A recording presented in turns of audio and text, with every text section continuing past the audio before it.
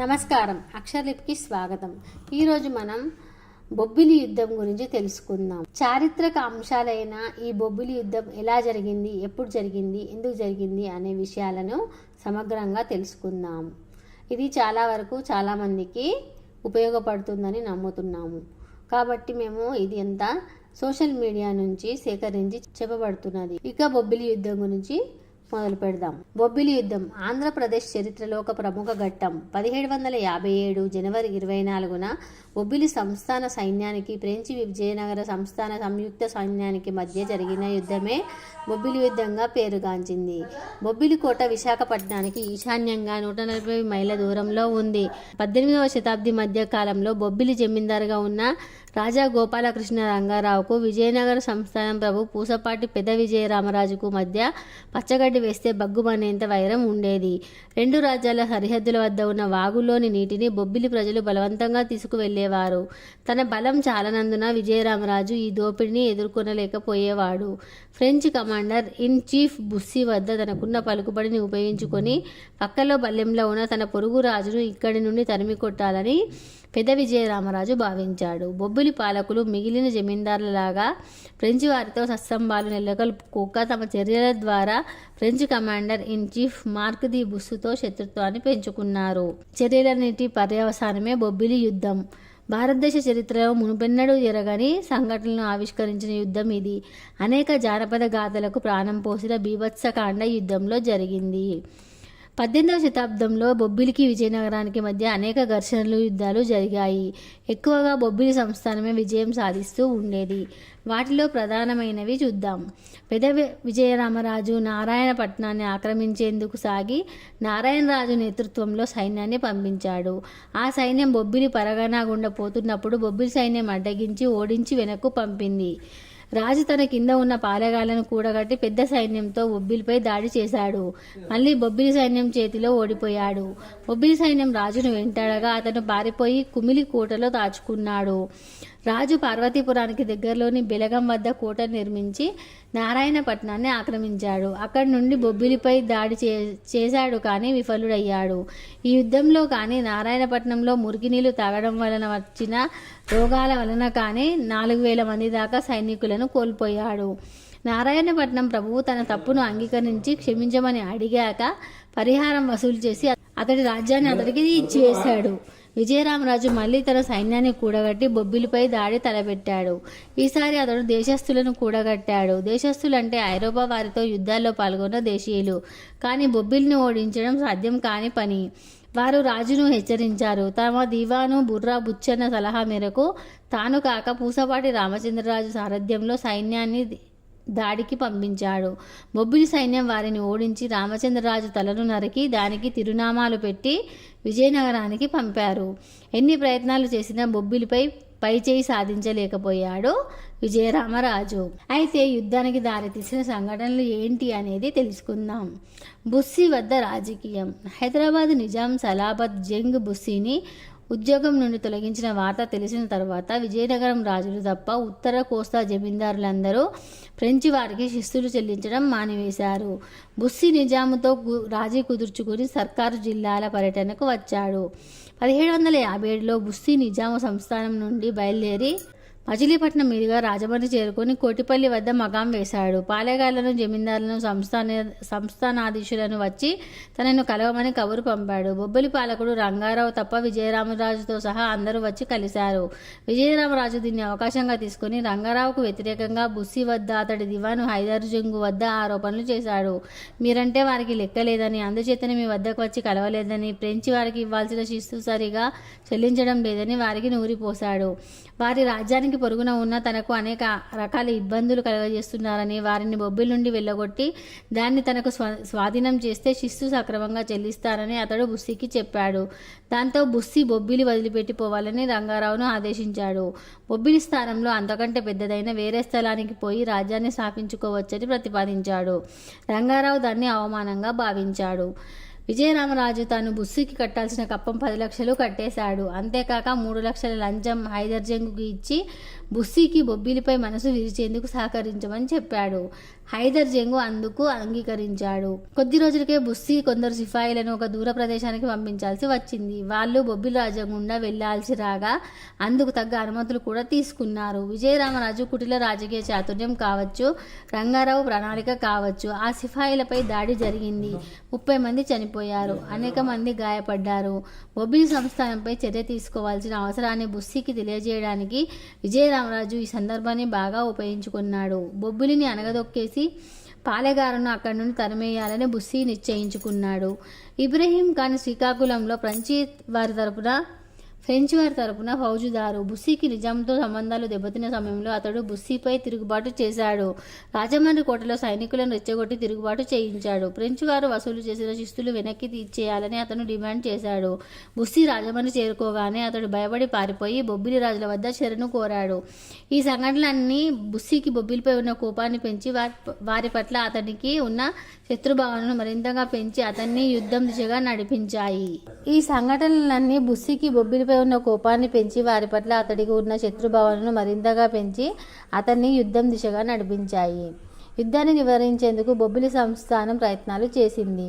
Vijayaramaraju ఈసరికే Bussy వద్దకు చేరాడని, ఇప్పుడు తాను వెళ్తే అనవసరమైన ఘర్షణ అవుతుందని భావించి బుస్సీని కలవడానికి వెళ్ళకూడదని రంగారావు నిశ్చయించుకున్నాడు. కానీ అది బుస్సీకి అతడి దివానుకు కోపం కలిగించిందని గ్రహించిన రంగారావు ఆ సంగతిని బుస్సీకి వివరించాలని అతడు ప్రయత్నించాడు. హైదర్ జంగుకు రాజుకు మధ్య జరిగిన లంచం ఒప్పందం తన వేగుల ద్వారా రంగారావుకు తెలిసింది. హైదర్ జంగుకు విషయం తెలియచెప్పేందుకు రంగారావు తన రాయబారి వంతెన బుచ్చన్నను పంపించాడు. జంగు మన మాట వినకపోతే మచిలీపట్నం వెళ్లి అక్కడి ఫ్రెంచ్ అధికారి కమాండర్ను కలిసి విషయం చెప్పమని అన్నాడు. కమాండర్ మన గురించి, మన ఆత్మాభిమానం గురించి తెలిసినవాడు, అతడు మనకు సహాయం చేస్తాడని బుచ్చన్నకు చెప్పి ఇద్దరి పేరిట ఉత్తరాలిచ్చి పంపించాడు. బుచ్చన్న పెద్దాపురం చేరుకొని హైదర్ జంగును కలిశాడు. అతడు బుచ్చన్న చెప్పే విషయాన్ని వినలేదు. నువ్వు ఇక్కడికి ఎందుకు వచ్చావు? మీ ప్రభు ఇక్కడికి రావాల్సిన అవసరం లేదని, మాతో స్నేహం చేయాల్సిన అవసరం లేదని అనుకున్నాడు కదా, నువ్వు నీ ప్రభు దగ్గరికే పో అని చెప్పాడు. మా దొరకంటే ముందే మా శత్రువు విజయరామరాజు బుస్సీ వద్దకు రావడంతో ఆయన రాలేదని, విజయరామరావుకు ఇచ్చిన గౌరవమే మా ప్రభువుకు ఇస్తామని మీరు చెప్తే రావడానికి ఆయన సిద్ధంగానే ఉన్నాడని బుచ్చన్న చెప్పాడు. అతడు రానవసరం లేదు, ముందు మీరు కోట ఖాళీ చేసి వెళ్ళండి అని హైదర్ జంగు చెప్పాడు. మా ఒంట్లో ఊపిరుండగా కోట ఖాళీ చేయడం జరగదు అని చెప్పి బుచ్చన్న వెళ్ళిపోయాడు. బుచ్చన్న అట్నుంచట్టే నేరుగా మచిలీపట్నం వెళ్ళి కమాండర్ను కలిసి ఉత్తరం ఇచ్చి జరిగింది చెప్పాడు. కమాండర్ బుస్సీకి తాను ఉత్తరం రాసి తన అనుచరుణ్ణి బుచ్చన్నకు తోడిచ్చి పెద్దాపురం పంపాడు. బొబ్బిలి ప్రజలు మంచి వాళ్ళని, విజయరామరాజు చెప్పుడు మాటలు వినవద్దని ఆ ఉత్తరంలో రాశాడు. బుస్సీ ఆ ఉత్తరాన్ని చదివి సానుకూలంగానే మాట్లాడాడు. కానీ అతని చర్యల్లో ఆ సానుకూలత కనిపించలేదు. ఆ సాయంత్రం విజయరామరాజు హైదర్ జంగు కలిసి, చూశారా, నేను చెప్పిందే నిజమైంది. రంగారావు మిమ్మల్ని కలవడానికి రాకుండా కమాండర్ ద్వారా బుస్సీకి ఉత్తరం పంపించాడు. అతడికి మీరంటే లెక్క లేదు అని అతన్ని మళ్లీ రెచ్చగొట్టాడు. బుస్సీ కశ్చిం కోట నుండి బయలుదేరి దేవులపల్లిలో మకాం పెట్టినప్పుడు రంగారావు చెలికాని వెంకయ్య ద్వారా గౌరవ పరస్పరంగా అతడి వద్దకు పాన్ సుపారీ పంపించాడు. హైదర్ జంగు అతన్ని మీ దొర కోటను వదిలిపెట్టి వెళ్ళాడా లేదా అని గద్దించాడు. మాకు కోటను విడిచి వెళ్లే అవసరం లేదని, వెళ్లే ప్రసక్తే లేదని అతను తెగేసి చెప్పి వెళ్లిపోయాడు. బుస్సీ అక్కడి నుంచి ససైన్యంగా బొబ్బిలి వెళ్లి కోట ఎదురుగా శిబిరం విడిచాడు. అప్పుడు కోట గోడ పైనుండి వెలమ దొరలు, మొఘలు చక్రవర్తి తమకు సహకరించిన ఔబత్తును, దుందుబి, బేరీ వంటి పెద్ద పెద్ద చర్మ వాయిద్యాలు మోగించారు. హైదర్ జంగుకు అది విని ఆగ్రహం కలిగింది. హుస్సేన్ అలీఖాన్ను రాయబారిగా కోటలోకి పంపించాడు. నౌబత్తును ఆపి కోటను ఖాళీ చేసి వెళ్ళమని రాయబారి రంగారావుకు చెప్పాడు. రంగారావు ఇలా సమాధానం ఇచ్చాడు. నౌబత్తు మాకు మొఘలు చక్రవర్తి ఇచ్చినది, దాన్ని మోగించడం ఆపం. ఇక కోటను ఎందుకు ఖాళీ చేయాలో మీరు చెప్పలేదు. అతి తీవ్రమైన ప్రకృతి విపత్తుల్లో కూడా మేము ఈ కోటను వీడి వెళ్ళలేదు. ఇది మాకు సంపదలను, సౌభాగ్యాలను ఇచ్చింది. దీన్ని విడిచి వెళ్ళం. విజయరామరాజు పరాక్రమానికి మా పరాక్రమానికి మీరు పోటీ పెట్టే పనైతే మా ప్రతిపాదనలు వినండి అంటూ సర్కారు వారి పసుపు పచ్చ జెండాను విజయరామరాజు 40,000 సైన్యం ముందు ఉంచండి. మేం మా 4,000 సైన్యంతో దాన్ని లాక్కోగలిగితే మమ్మల్ని అతడి జమీందారీ ప్రభువులను చెయ్యండి. లాక్కోలేకపోతే మమ్మల్ని, మా జమీందారుని మీ ఇష్టం వచ్చినట్టు చేసుకోండి.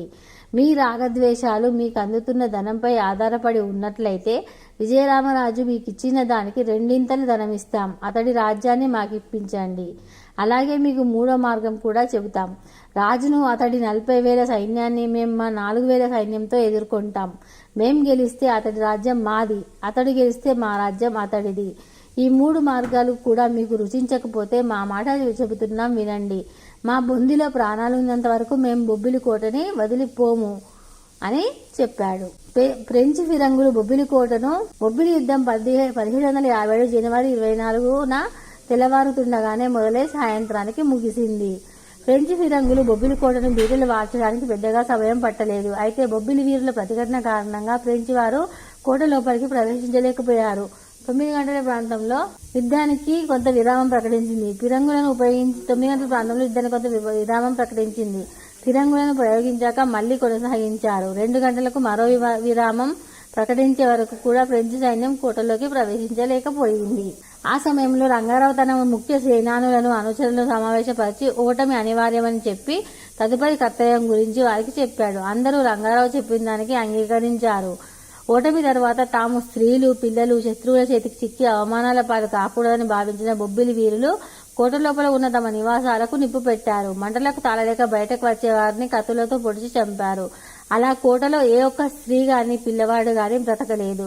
ఒక్క రంగారావు కుమారుడు తప్ప.